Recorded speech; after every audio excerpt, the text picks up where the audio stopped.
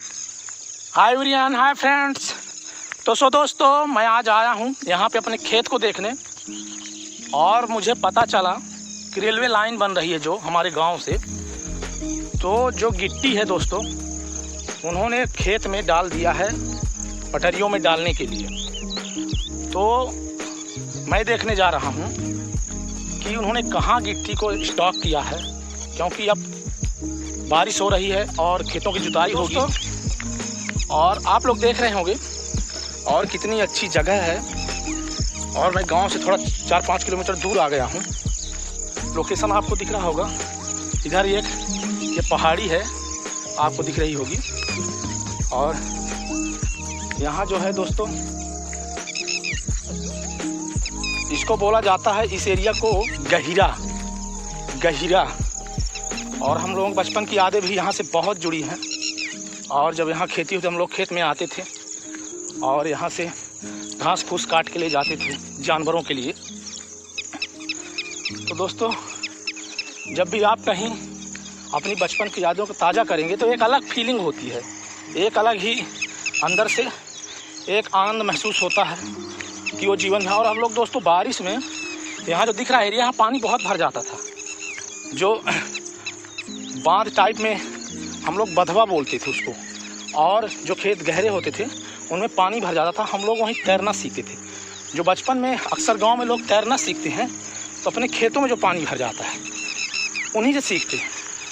तो दोस्तों, इधर क्या है कि रेलवे जो ट्रैक बन रहा है, उसके जिधर मैं हूँ, इस पार खेती करना मुश्किल है। इतने जानवर हो जाते हैं कि बिल्कुल किसानों के खेत पड़े हैं। मैं भी 2 साल करवाया, लेकिन कोई उसका रिजल्ट नहीं निकला, 0।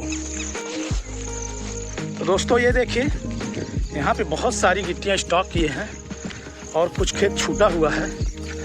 और इन्होंने जो इसका रूल्स अपनाया है, मुझे दिख रहा है कि जो पत्थर गड़ा है, ये कभी मैं आपको दिखाता हूँ। ये इन्होंने इस हिसाब से किया है कि हमारी जो एक और सेकंड लाइन निकलेगी, 2 लाइन, और एक पत्थर थी तो ज़्यादा इधर गिट्टी आ गई है। तो इन्होंने कि कोई ऑब्जेक्शन भी ले तो हमको कहने के लिए हो कि हमने आपके खेत में इसको नहीं डाला है। तो ये देखिए दोस्तों, बहुत सारी गिट्टियाँ मैं आगे जाके थोड़ा देखता हूँ। और यहाँ पे स्टॉक कर दिए। तो ये इनका मेन मकसद था, स्टॉक कर दिए हैं।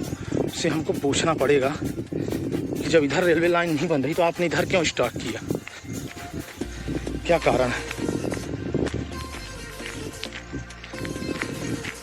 ये देखिए यहाँ पर, और ये खेत भी बर्बाद हो जाएगा मेरे समझ से, क्योंकि इनका ये पत्थर कौन करेगा।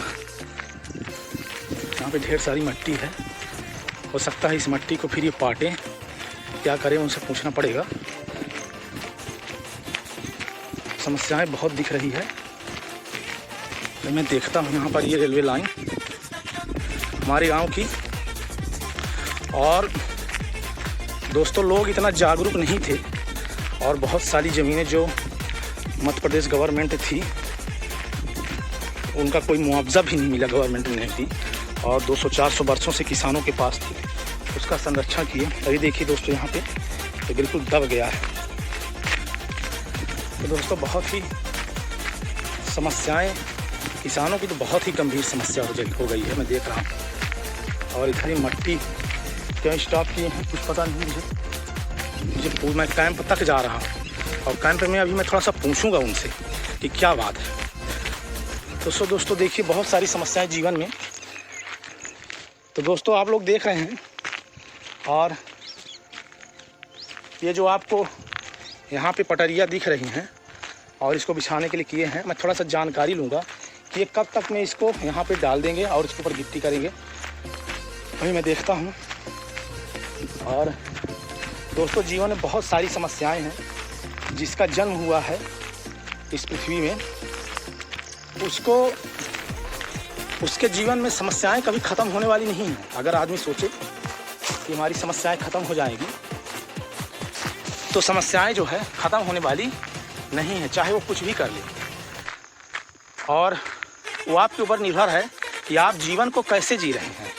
खुश होकर जी रहे हैं, गम में जी रहे हैं, मायूस होकर जी रहे हैं, प्रसन्नता से जी रहे हैं, आनंदित प्रफुल्लित होकर जी रहे हैं, वो आपके ऊपर निर्भर है। तो दोस्तों घबराइए नहीं, हर कोई समस्याओं से ग्रसित है।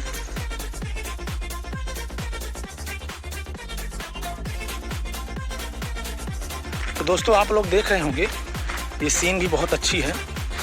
और ये जो रेलवे लाइन बन रही है ललितपुर झांसी से सिंगरौली, दोस्तों हमारे यहाँ के पूर्व सीएम जो इस दुनिया में नहीं है, कुंवर अर्जुन सिंह, उनके प्रयासों से इस रेलवे लाइन का शिलान्यास किया गया था। एक तरह से आप कहें कि उनके ही कार्यकाल में, उन्हीं के प्रयासों से ये रेलवे लाइन बन रही है। और सबसे बड़ी चीज़ होती है दोस्तों कि जिन लोगों की ज़मीन का पट्टा था उनको तो मुआवजा मिला, जिनका नहीं था उनको नहीं मिला। और जबकि शासन प्रशासन को देखना चाहिए कि व्यक्ति कितने सालों से उस ज़मीन का संरक्षक है, काबिज है उसमें, और कुछ ना कुछ, हम कहते हैं उतना मुआवजा ना दो लेकिन कुछ तो देना चाहिए, क्योंकि किसान के पास एक ज़मीन ही आधार रहता है। किसान भले ही, हम तो कहते हैं कि शासन तो चाहेगा तो सब ज़मीन ले लेगा, चाहे पट्टे की हो चाहे जैसी हो। तो शासन प्रशासन जो है एक तरह से मैं कहता हूँ कि खेती करने के लिए ज़मीन देता है, जहाँ तक मुझे नॉलेज है। तो वो किसी की ज़मीन नहीं है, वो एक पट्टा इसलिए होता है कि इस खेत का संरक्षक आप हैं, आप इसको देखेंगे, इसकी उपज लेंगे। तो वो ज़मीन नहीं है किसी की, शासन जिस ज़मीन को चाहेगा जब चाहेगा अपने उपयोग के लिए ले लेगा, चाहे पट्टे की हो चाहे जैसी, और वो रेट देता है। लेकिन जो मध्य प्रदेश शासन ज़मीन है, किसान उसको कितने सालों से, 200 400 500 सालों से किसी कारणवश वो पट्टा नहीं करा पाया या बंद हो गया बाद में। तो शासन को भी थोड़ा समझना चाहिए कि हम एक को तो अच्छा पैसा दे रहे हैं, ठीक है वो अपने नाम करा लिया था, लेकिन दूसरे व्यक्ति को आपने जीरो में कर दिया। जीरो, आपने उसकी ज़मीन को भी ले ली, उसको कुछ मिला भी नहीं।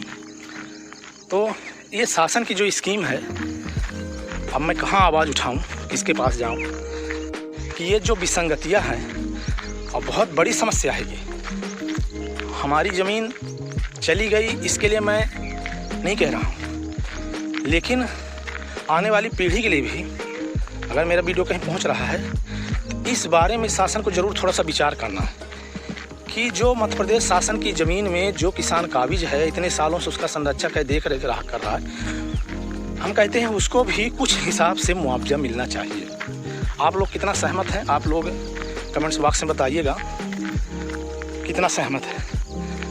दोस्तों अभी मैं थोड़ा सा आपको लोकेशन दिखा, इस लोकेशन को देखिए, बहुत ही खूबसूरत। यहाँ पे ये राइस मिल बनी हुई है, हमारे ही परिवार के हैं, और राइस मिल और बेयर हाउस।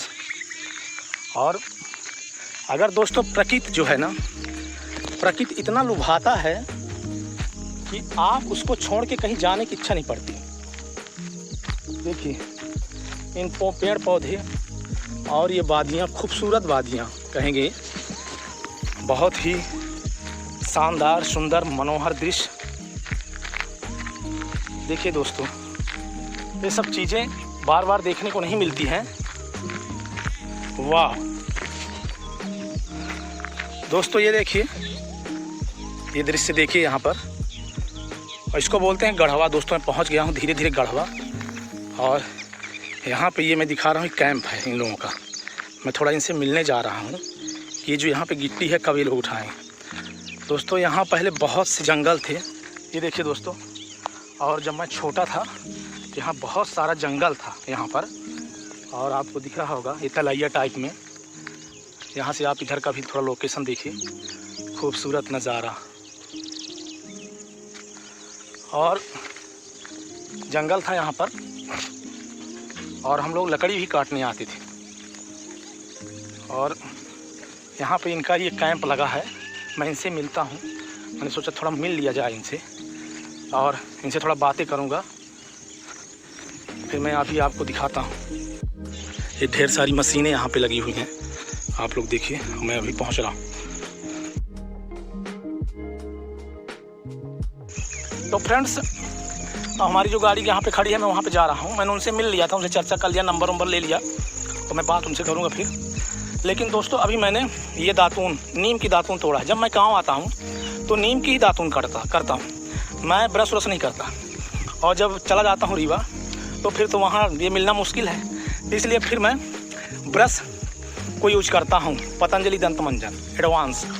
तो दोस्तों, नीम की जो मुखारी है, ये देखिए, दातून जिसको बोलते हैं हम लोग ठेठ गांव की भाषा में मुखारी, और किताबों में आपने पढ़ा होगा दातून। तो एंटीबायोटिक दवा जो होती है उसके रूप में ये काम करती है, और आपको बिल्कुल तरोताज़ा कर देती है नीम की मुखारी। तो आप लोग भी नीम का दातून करिए, मुखारी करिए, और अपने दांतों को बिल्कुल स्वस्थ रखिए, टकाटक। वो कहते हैं ना, बिल्कुल जिस तरह से आप किसी भी हार्ड चीज़ को भी खाएं, जैसे चना चावना है, गन्ने का जो आप लोग छील के उसका रस चूसते हैं।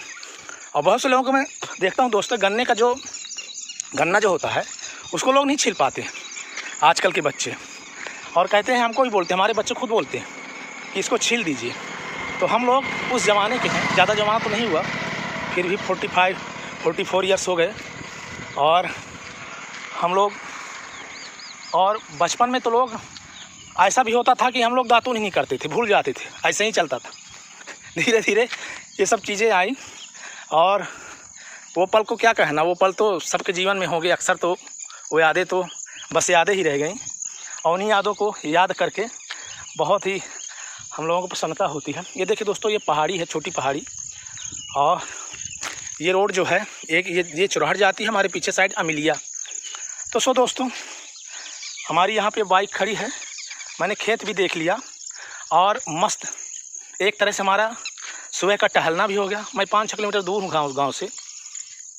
और ज़िंदगी, मैंने कहा ना, मैंने एक वीडियो डाला था आप लोगों को कि अकेले में निकल के देखिए, तो मैं अकेले ही आया और घूमा, टहला, देखा प्रकृति की सुंदर वादियाँ, शुद्ध हवा लिया, और अब घर की तरफ जाऊंगा, और माता श्री है वहाँ पर हमारा इंतज़ार करती होंगी, और जो भी कुछ चाय और हमारा ब्रेकफास्ट तैयार ही होगा। गांव में क्या है, मस्त आधा लीटर दूध पियो, मस्त रहो, स्वस्थ रहो। तो सो दोस्तों, आज वैसा ही नेक्स्ट वीडियो में फिर मिलेंगे, तब तक ले जय हिंद, जय हिंद, जय हिंद।